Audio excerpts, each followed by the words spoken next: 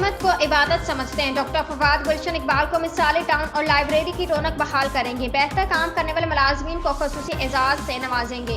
मुलाजमीन की तरक्की में मेरिट को मद्देनजर रखा जाएगा। Gulshan Iqbal town chairman doctor Fawad Ahmed ने कहा है कि खिदमत को इबादत समझते हैं।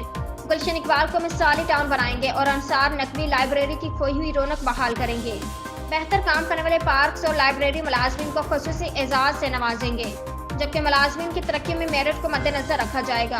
और गुलशन इकबाल टाउन के UC2 के आमिर सदीक पार्क और अंसार नकवी लाइब्रेरी के दौरे के मौका पर मुलाजमीन से खिताब करते हुए किया।